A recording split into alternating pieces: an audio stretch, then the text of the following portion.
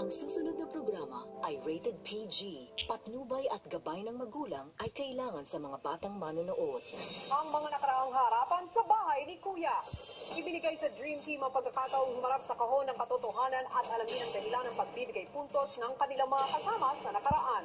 Nasa sa inyo ang desisyon kung bubuksan ninyo ang inyong kahon.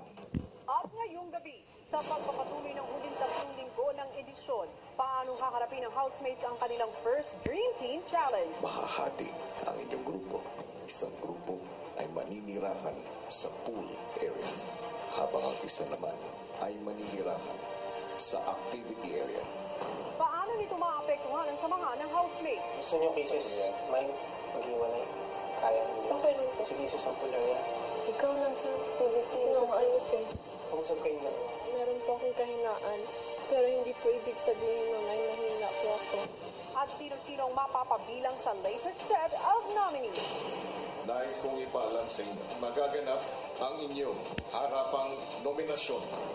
Ito ang pagpapatuloy ng 4th nominating night in Dream Team ng Pinoy Big Brother Lucky Season 7. Sa pagpapatuloy ng hamon ng kahon ng katotohanan, pumasok na rin sa confession room ang girl housemate. Sina Elise at Kisses ay hindi pa nakakakuha ng boto mula sa Dream Team pero gugustuhin pa rin kaya nilang malaman ang katotohanan mula sa kanilang kahon. Gusto ko pong buksan po yung box po. Gusto ko din po, Kuya, kasi malaman kung ano po yung pwede ko pong baguhin sa sarili ko po.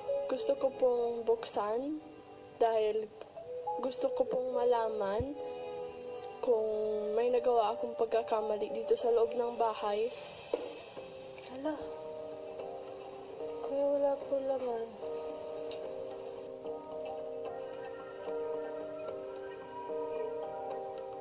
Nagulat po ako, Kuya. Hindi po pumasok sa isip ko na wala pong magboboto sa akin. Natutuwa po ako kasi kahit paano po pala okay po sa mga housemates na ipapakita ko pong ugali po, Kuya.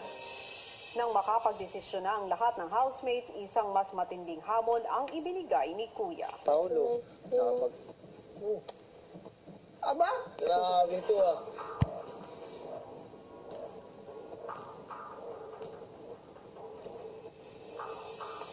Ang lahat ay lumabas ngayon sa garden.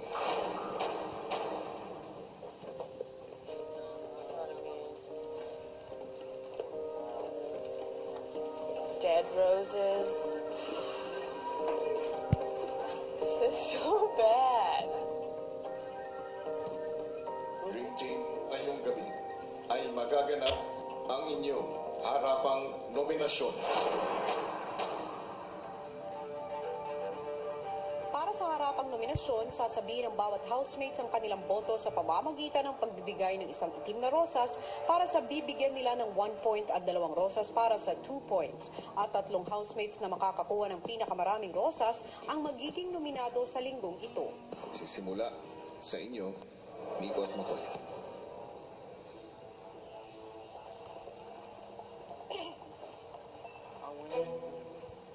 Mahirap para sa amin mauna. Pero ang reason ko, masyado siyang strong sa lahat ng task.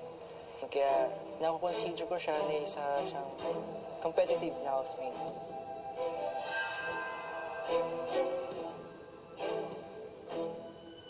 Tanner. Sorry bro, but it's a compliment. Bibigyan ko ng 2 points kasi sobrang napapansin ko na ang hirap kunin na ugali niya, nahirapan pakisamahan.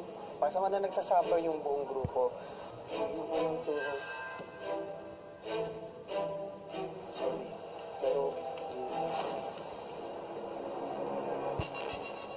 Ang susunod ay ikaw, Tanner. I'm giving 1 point to this person because I believe that they're the best competitor in this house. Edward, I love you. It's not coming to you. It's coming to you guys. But really, yeah. I'm giving 2 points to this person because this person makes it difficult for a lot of us to work as a group, and a lot of time they don't seem like they care about what's going on. I'm giving 2 points to this person. Jimmy.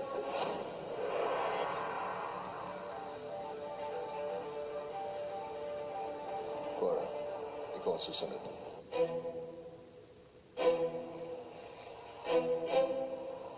Itong point na to, nabigay ko sa tao na to kasi may narinig ako na sayang nawala yung price na yun, yung karne o yung isda. Dahil lang sa comment na yun, medyo naawa ako sa team na Ginong. Sana hindi nila maisip na nagsisisi kami.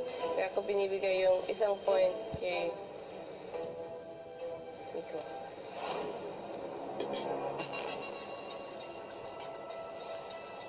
Binibigay ko yung 2 points sa tao na to kasi alam ko nang kaya ng tao na to paglaban ang challenge na ligtas mag-isa. May tiwala talaga ako sa tao nito at gusto ko makita. At yung tao na yun,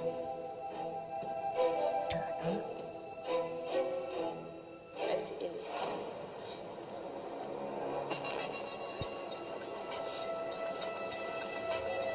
At ang susunod ay ikaw, Elise. I'm giving this person my 1 point. Maybe it's because we were raised from different environments. So maybe that's why sometimes I feel like you don't think of what the other housemates would feel if you do something. As simple as sharing food. That's why I'm giving you my 1 point.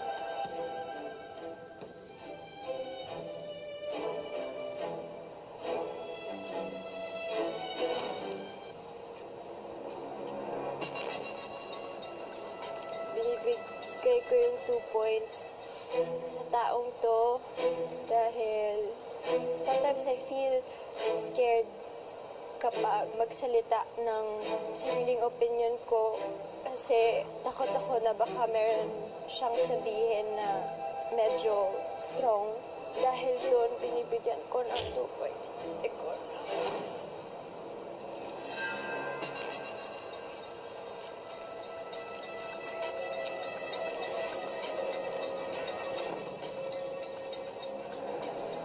You're next, Edward.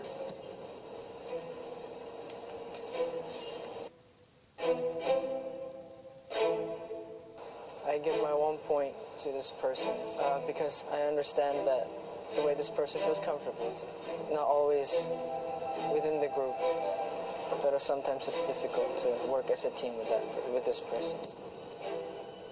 I give my 1 point.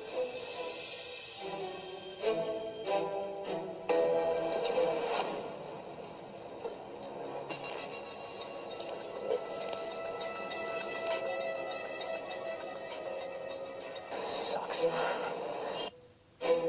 I give my 2 points to this person because sometimes their emotions can get in the way, I feel, of a task or a challenge. I love this person so much, but I nominate him tonight.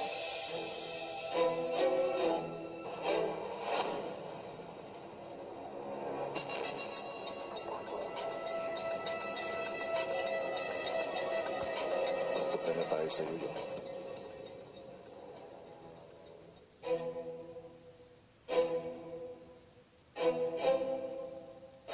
Bigyan ko ang tao na to ng 1 point.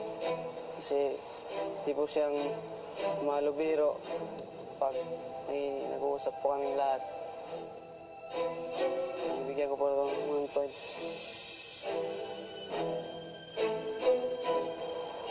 Sorry ko.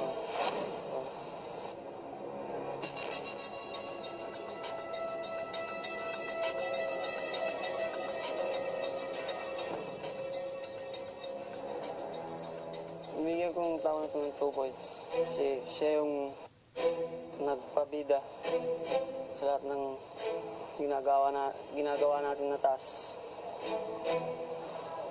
Gusto ko sanang ano sa kanya na huwag lang sarili niya yung isipin. Sana isipin niya din yung iba kung ano yung gagawin. sasali sana ako na tutulong gagawa sa kanya. Pero ayaw. Kaya pinabayaan ko lang. Kaya binibigyan ko ako si Kuya Dan. Tumbal.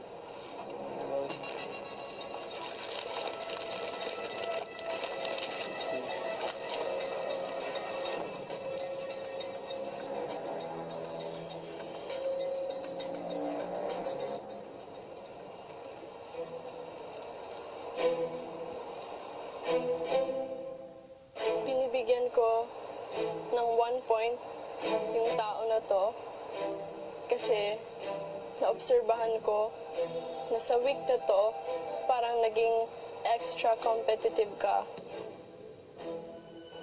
Of course, this is a competition, pero kailangan as much as you focus on the task, mag-focus ka rin sa mga tao na nasa paligid mo.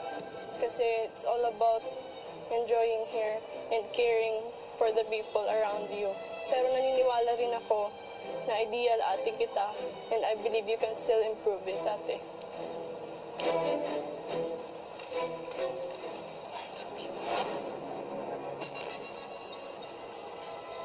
Binibigyan kita ng 2 points kasi gusto ko dito sa loob ng bahay na makilala ng maayos sa puso yung mga tao. Pag sa'yo, nahihirapan ako because you are closing yourself.